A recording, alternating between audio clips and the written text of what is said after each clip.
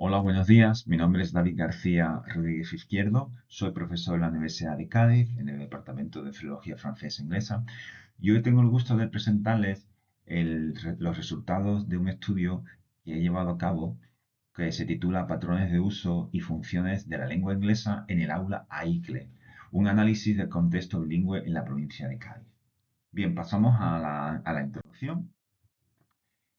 Em, para comprender el punto de partida de nuestro estudio, debemos apoyarnos en un principio epistemológico clave. Las lenguas disciplinares en Europa no operan de forma aislada. Como bien señalan Shanahan y Shanahan, cada materia académica posee sus propios modos de pensamiento discursivo y registro técnico. En el enfoque AICLE, el idioma y la disciplina científica constituyen un todo fusionado, o según la terminología de Collins O'Brien. Esto implica, como defiende Lorenzo y Trujillo, que el lenguaje ocurre de forma indisociable con las materias curriculares. Por ello, el gran reto metodológico de la educación bilingüe es lograr que el idioma o el registro académico CAL sea explícito, accesible y se enseñe de forma conjunta con los conceptos de la materia. Ahora vamos a pasar a los objetivos que hemos planteado para este estudio. En primer lugar, bajo esta premisa teórica, nuestra investigación se vertebró en torno a cuatro objetivos esenciales. En primer lugar, cuantificar el uso real de la lengua inglesa, comparando los patrones sistemáticos de frecuencia dentro y fuera del aula. En segundo lugar, identificar la brecha existente entre las competencias de comprensión receptiva y la producción activa oral. En tercer lugar, medir el impacto del bilingüismo en la asimilación de contenidos complejos. Y finalmente, y por último, diseñar una propuesta didáctica orientada a la cooperación, internacionalización en la educación superior. Pasamos ahora a la metodología que hemos llevado. Para dar respuesta a estos objetivos, diseñamos un estudio con un enfoque metodológico mixto. Trabajamos con una muestra de 150 estudiantes encuestados procedentes de una selección bastante representativa de centros lingües de la provincia de Cádiz, que actualmente son alumnos universitarios en el grado de estudios ingleses de la Universidad de Cádiz. Como herramientas de recolección de datos, aplicamos cuestionarios estructurados basados en escalas Likert para medir la destreza percibida por alumnado de secundaria, que actualmente son alumnado de universitario.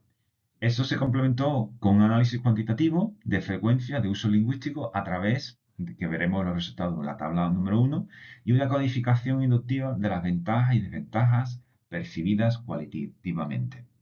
Vamos a pasar ahora a los resultados y ver la tabla número 1. Bien, pasando ya al análisis de los resultados, como acabo de comentar, les invito a observar los datos de la tabla 1. Que constatan la frecuencia de uso de la lengua meta dentro y fuera del aula. La disociación lingüística es matemática y sumamente reveladora, bajo mi punto de vista. La categoría de uso intermedio, que representa utilizar el inglés entre el 25 y el 50% del tiempo, es la mayoritaria en el aula bilingüe, con un 67,50 de los estudiantes, pero se desploma al 44,7 fuera de la misma, del aula. Lo más preocupante se encuentra en el polo de desuso lingüístico. El porcentaje de alumnos que nunca emplea el inglés fuera del aula bilingüe se triplica, pasando de un residual 8,3 en clase a un preocupante 25,5 en su vida cotidiana. Estos datos evidencian que la aula escolar proporciona la única estructura formal que sostiene e incentiva el uso del idioma en nuestro contexto. Al salir de ella, el empleo de la L2 se ve severamente mermado por falta de espacio y necesidades comunicativas reales. Vamos a pasar a los resultados de la número 2, bueno, la siguiente diapositiva de resultados.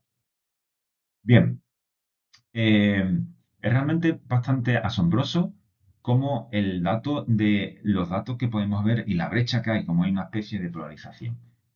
Esta desconexión exterior convive con una paradoja de competencias muy clara en el licente. Por un lado, las destrezas receptivas de comprensión oral muestran indicadores excelentes, el 72,2, de los estudiantes considera que la competencia oral general se potencia activamente dentro del aula y un sólido 42,7 está totalmente de acuerdo en que comprende perfectamente cuando se le habla en inglés. Sin embargo, al evaluar la producción oral activa, es decir, el output, encontramos una caída dramática. Solo el 18,2 de los participantes afirma expresarse con fluidez conversacional. Esto dibuja una brecha crítica de 24,5 puntos porcentuales entre el input recibido y la capacidad de producción real. El alumnado comprende el inglés que les rodea, pero carece del desenvolvimiento discursivo necesario para producir activamente discursos académicos bajo el registro CAL. Vamos a pasar a la siguiente diapositiva, que también va sobre resultados, que es la asimilación de contenidos disciplinares. Bien, esta asimetría en la destreza de producción impacta de manera desfavorable en el rendimiento de los contenidos científicos. Al preguntarle si la inmersión bilingüe facilita el estudio, el 63,3% de los mismos, de los estudiantes en este caso, lógicamente, se muestra en desacuerdo o totalmente en desacuerdo, admitiendo que el inglés añade una barrera cognitiva extra. Nuestras voces son, como podemos comprobar, las voces, ¿sabes? La muestra nos dice lo siguiente. Los discentes manifiestan a veces no entiendes la asignatura en español y en inglés es aún más difícil. Además, advierten de que si el profesorado carece de un nivel de inglés idóneo, las clases se ralentizan y pierden el foco de contenido principal. Pasamos al siguiente diapositiva sobre los resultados, que es sobre las barreras psicoafectivas y la acreditación. Bien, ese cansancio conceptual y la falta de producción activa terminan cristalizando en barreras de desempeño y acreditación.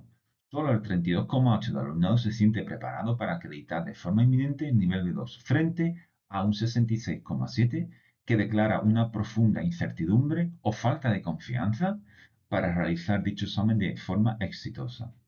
Esto nos lleva a lo que en nuestra investigación catalogamos como el lastre de la autoconfianza.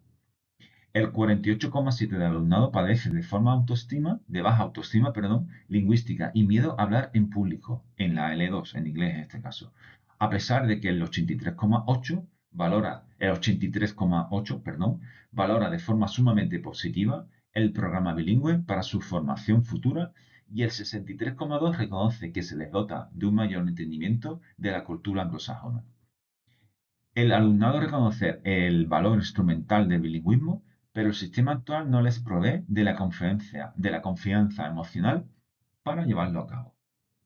Pasamos a la siguiente diapositiva, que es también sobre resultados. Bien, bastante importante mostrar un balance equilibrado de los datos de la muestra. Por esto es bastante importante dividir esta diapositiva entre las ventajas y las desventajas que hemos observado. Cuando la muestra sopesa colectivamente el programa bilingüe, los resultados muestran una balanza polarizada que hemos recogido en esta diapositiva. En el lado de las ventajas destacan el dominio del lingüístico gracias a la adquisición de un vocabulario especializado y una naturalización rápida en el aula, así como la proyección internacional y el enriquecimiento intelectual. Sin embargo, en el lado de las ventajas, tenemos que tener en cuenta que surge con fuerza la dificultad conceptual en materias abstractas, tales como, por ejemplo, las matemáticas, las brechas de nivel por diferencias previas en el alumnado y la alta carga de trabajo que deriva en nuestra de apatía. Con esto vamos a pasar a las conclusiones. Bueno, pues las conclusiones, dado todas las evidencias que hemos comprobado en este estudio, planteamos tres conclusiones definitivas para la mejora del bilingüismo. Primero, dado que el aula es el único catalizador lingüístico real, pues fuera de ella el desuso total del inglés se triplica al 25,5, debemos asegurar que el tiempo lectivo sea de la máxima calidad comunicativa.